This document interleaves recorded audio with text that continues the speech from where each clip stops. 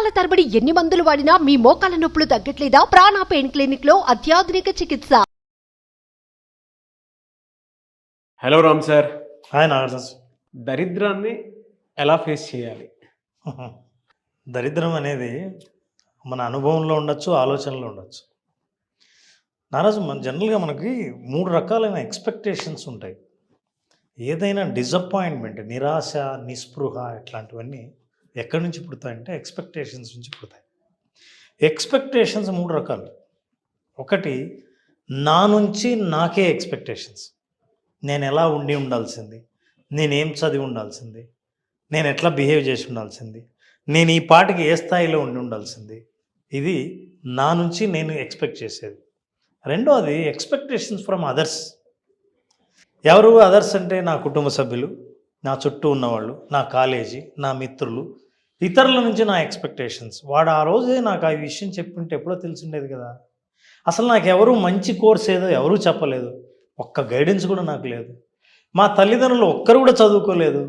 నేను పుట్టి ఉండాల్సింది, మంచి ఫ్యామిలీలో పుట్టి ఉండాల్సింది కదా. ఇవన్నీ అదర్స్ నుంచి ఎక్స్పెక్టేషన్స్. అండ్ మూడవది expectation from the world.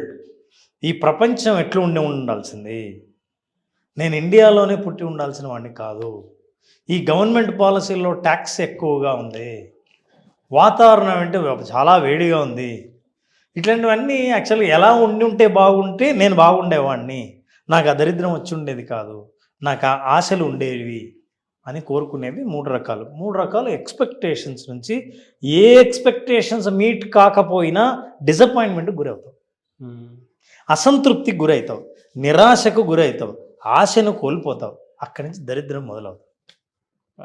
A expectations అయినా, నా గురించి నేను ఎక్స్పెక్ట్ చేసినవి నేను మీట్ కాకపోయినా, ఇతరులు వాళ్ళ ఎక్స్పెక్టేషన్స్ మీట్ కాకపోయినా, నేను అనుకున్నట్టు ఈ ప్రపంచ పరిస్థితులు నా కంట్రోల్లో లేకపోయినా సరే నేను నిరాశకు గురవడానికి సిద్ధంగా ఉంటాయి. ఇంకా నా భవిష్యత్తులో ఇంకా నాకు హోప్ లేదు. ఎందుకంటే నన్ను నేనే బాగు చేసుకోవాలి, లేదా ఇతరులు బాగు చేసుకోవాలి, ఈ ప్రపంచ పరిస్థితులు బాగు చేయాలి. ఈ 3 అనుకూలంగా లేవు, నాకు నిరాశ. అక్కడి నుంచి దరిద్రం, అనంత కోటి దరిద్రాలు. అదే అంటారు కదా, ఎన్నో దరిద్రాలకు అనంత కోటి ఉపాయాలు ఉంటాయి. ఉన్నా ఏ ఒక్క ఉపాయము కనిపించనంత నిరాశకు గురవుతారు. ఇట్లా నిరాశకు గురైన వాడు, ఆశ కోల్పోయినవాడు, ఇక జీవితంలో ఏమీ ఆధారం లేదు అని అనుకున్న వాళ్ళ లక్షణాలు ఎలా ఉంటాయి? Sir? Number 1, withdrawal symptom. Withdrawal అంటే ఏంటంటే, ముందు మనుషుల నుంచి దూరం అయిపోతాడు, ఎవరితో మాట్లాడు, ఒంటరిగా ఉంటాడు, బయటికి రాడు, అంతకుముందు చేస్తున్న పనులను ఇష్టంగా అసలు చేయడు, స్నేహితుల ఫోన్లు ఎత్తడు, ఎవరితో మాట్లాడాలని అనిపించదు, టైం వేస్ట్ ఎలా చేయాలని ఆలోచిస్తాడు, మనుషుల్ని మాత్రం కలవకుండా తన్ను తాను సమాజం నుంచి విత్డ్రా అయిపోతాడు. That's the first symptom of withdrawal.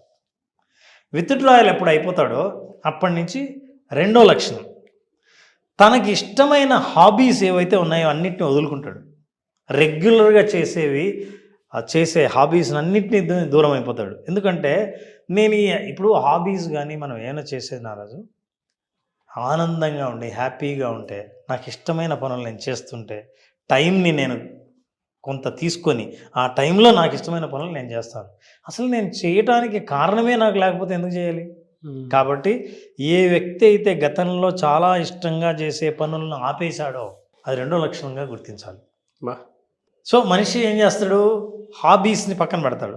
Third is the most important, visible, అందరికీ కనపడేది, సెల్ఫ్ కేర్ను వదిలేస్తాడు. స్నానం చేయాల్సిన అవసరం ఉందా? కటింగ్ లేదు, ఏం లేదు. మంచి డ్రెస్ వేసుకోవడమా అసలు అవసరమా? ఇలాంటి ప్రశ్నలు వస్తూ ఉంటాయి. తన్ను తాను పూర్తిగా నిర్లక్ష్యం చేస్తాడు, షాబీగా ఉంటాడు, ఆరోగ్యాన్ని నిర్లక్ష్యం చేస్తాడు, అపియరెన్స్ను నిర్లక్ష్యం చేస్తాడు, ఇతరులకు కలిసేటప్పుడు ఏం జాగ్రత్తలు తీసుకోవాలనో ఇవన్నీ నిర్లక్ష్యం చేస్తాడు. తన్ను తాను సంపూర్ణంగా సమాజం నుంచి దూరం అవడానికి ప్రయత్నిస్తుంటాడు. ఈ లక్షణాలన్నీ మనిషికి ప్రదర్శిస్తాడు, కంటికి కనబడతాయి. అబ్జర్వ్ చేస్తే ఆశ కోల్పోయి నిరాశలో ఉండి నిస్పృహలో కొట్టుమిట్టాడే వ్యక్తి ఈ స్థాయికి చేరతాడు. ఎందుకంటే because of your expectations from your self, others and world. ఇది మనిషి పతనానికి చేరువలో ఉండి అన్ని దరిద్రాలుగా కనిపించే పరిస్థితికి కారణాలు ఇవి. ఈ కారణాల్లో ఉన్న వాళ్ళకి ఎవరికి కూడా ఎవరు చెప్పిన సలహాలు కూడా ఎక్కవు. మంచి చెప్తున్నా సరే, అందుకే చాలామంది కొంతకాలం తర్వాత అరే ఈ విషయం నాకు ఎప్పుడో చెప్పి ఉండొచ్చు కదా, ఇప్పుడు చెప్తున్నావు ఏంది అంటారు. ఆ చెప్పేవాడు ఏం చెప్తుంటే, అరే నీకు 100 సార్లు చెప్పావు, నువ్వు అసలు వినిపించుకునే స్థితిలో ఉన్నావా, నువ్వు అప్పుడు అసలు ఎంత చెప్పినా వినే స్థితిలో ఉన్నావా, అప్పుడు లేడు. So he discard, ignore every suggestion, అన్నీ పక్కన పడేస్తాడు. సో ఈ లక్షణాలు ఉంటాయి. ఈ లక్షణాల్లో దరిద్రాన్ని ఇంకా దరిద్రంగా మార్చుకోవడం తప్ప దీని నుంచి బయటపడడం చాలా కష్టం. ప్రయత్నిస్తే తప్ప, కోరిక మారితే తప్ప, నేను ఏ స్థితిలో ఉన్నానో నేనే గుర్తిస్తే తప్ప మనిషి బయటపడలేడు. ఒక్కసారిగా గుర్తించిన తర్వాత ఈ లక్షణాలు, ఎస్ నాలో ఉన్న ఈ లక్షణాలు, చాలామందికి ఉన్న పరిస్థితి చెప్పి సహాయం తీసుకోవడానికి కూడా మా నాన్నకు తెలిస్తే నా వద్దు, వాళ్ళకి చెప్పకూడదు. ఫ్రెండ్స్గా నేను ఇప్పుడు ఊర్లో వెళ్ళి నా ముఖం చూపించారంటే అందరు ముఖాన్ని ఉమ్మేస్తారు. ఈ భయాలన్నీ మనిషికి కలుగుతాయి. ఎందుకంటే నిరాశ, మనిషి ఏదైనా సాధిస్తానన్న ఆశ కోల్పోయిన తర్వాత నీకు లోపల ఎంత దరిద్రాన్ని భావిస్తున్నావో ఎదుటి వాళ్ళ ముఖాల్లో నీ దరిద్రాన్నే చూస్తున్నట్టు నువ్వు అనుకుంటూ ఉంటావు. అందువల్ల అవన్నీ డిస్కార్డ్ అయిపోతాయి. ఒక్కసారి మనిషికి తెలిసిన తర్వాత ఇది నా పరిస్థితి, ఇక్కడి నుంచి బయటికి రావాలని అనుకుంటే చేయవలసిన పని ఏంటంటే, నెంబర్ 1, మీరు ఎన్ని గంటలకు నిద్రలేస్తున్నారో సహజంగా మీ బాడీ సోమరితనంతో పర్వాలేదులే, ఏం చేసేది లేదు కదా, ఇప్పుడు లేద్దాం అని అనిపిస్తూ ఉంటుంది. మీరు అప్పుడు రియలైజ్ అయ్యారో కరెక్ట్గా నిద్ర లేచే సమయానికి 45 నిమిషాల ముందు నిద్రలేవండి. Is the first action. ముందు నిద్రలేవండి. నిద్ర లేచిన తర్వాత రేపేం జరుగుతుంది, నాకేమైనా భవిష్యత్తు ఉందా, నేను అనుకున్నవన్నీ జరుగుతాయా అని ఆలోచించకండి. ఈరోజు నేనేం చేయాలి, చేయాల్సిన పనులన్నీ రాసుకొని అన్ని పనులు ఇంపాసిబుల్, జరగదు. అది 2 పనులు ఏవైతే నాకు మంచివో, ఇంకా మీరు ఏమైనా చేయండి మీ అలవాటు ప్రకారం, కానీ 2 పనులు మాత్రం చేయాలి. ఏంటి, ఎవరైతే నాకు మంచి సలహా ఇచ్చే స్నేహితుడు ఉన్నాడో, ఎవరైతే మెంటర్ ఉన్నారో, ఎవరైతే నా బాధలు దరిద్రంగా ఉన్నా సరే వినడానికి సిద్ధంగా ఉన్నారో వాళ్ళకు ఫోన్ చేయడం ఒక పని. I have to talk to them. ఉన్నది ఉన్నట్టు చెప్పాలి, నేను తప్పు చేశాను, నేను సోమర్తనంతో ఉన్నాను, చేయాల్సినప్పుడు ఏం చేయలేదు, టైం వేస్ట్ చేశాను, ఎవరైనా చెప్పినా ఈ సలహా నేను పట్టించుకోలేదు, మా అమ్మా నాన్నలు ఇంటికి వెళ్తే నన్ను ఎక్కడ అడుగుతారో అని అవాయిడ్ చేయడం వల్ల నేను చాలా విషయాలు దాచిపెట్టడం వల్ల నేనే నష్టపోయాను. ఈ విషయాలన్నీ చెప్పుకునే వ్యక్తికి ఫోన్ చేయండి. That's number 1. అంటే ఇవే చెయ్యాలని కాదు, నేను ఒక ఉదాహరణ చెప్తున్నాను, చెప్పినప్పుడు వెంటిలేట్ అయిపోతారు. రెండవది, మీ అభివృద్ధికి మీరు ఏం ప్లాన్ చేశారో ఒక్క స్టెప్, జాబుకు అప్లై చేయాలా, ఒక్క వ్యక్తినైనా కలవాలా, ఎవరినైనా కలిసి మీ ప్రయత్నాలు ముందుకు తీసుకెళ్లాలంటే ఏం చేయాలో సలహా తీసుకోవాలా. ఈ 2 పనులు చేయండి. ఫస్ట్ డే కనుక మీరు ఈ పనులు చేస్తే సెకండ్ డే నేను ఏం చేయాలో నేను చెప్పవసరం లేకుండా రేపు ఏం చేయాలో మీకు మార్గం కనిపిస్తుంది. ఈ సొల్యూషన్స్ని పట్టుకొని మనిషి ఏదైతే దరిద్రం అనుకుంటున్నాడో, ఏదైతే నేను ఊబిలో ఉండిపోయానని అనుకుంటున్నాడో, పైకి రావడానికి ఒక ఆశను తనకు తానే కల్పించుకుంటే మెల్లిగా తన రియల్ టైం ఎక్స్పెక్టేషన్, అంటే నా ఎక్స్పెక్టేషన్స్ నేను ఏవైతే అనుకున్నానో రియాలిటీ లేకొస్తాడు, వాస్తవ ప్రపంచంలోకి వస్తాడు. అరే ఎక్స్పెక్టేషన్స్ కాదు, మనం చేసే ప్రయత్నం, మనం వేసే అడుగే మన భవిష్యత్తు నిర్ణయిస్తారు తప్ప కేవలం మన ఊహలు ఆశలు కాదు. కాబట్టి యాక్షన్లోకి దిగాలి. I must act on something అని ఫస్ట్ థింగ్ 45 మినిట్స్ ముందు లేవండి.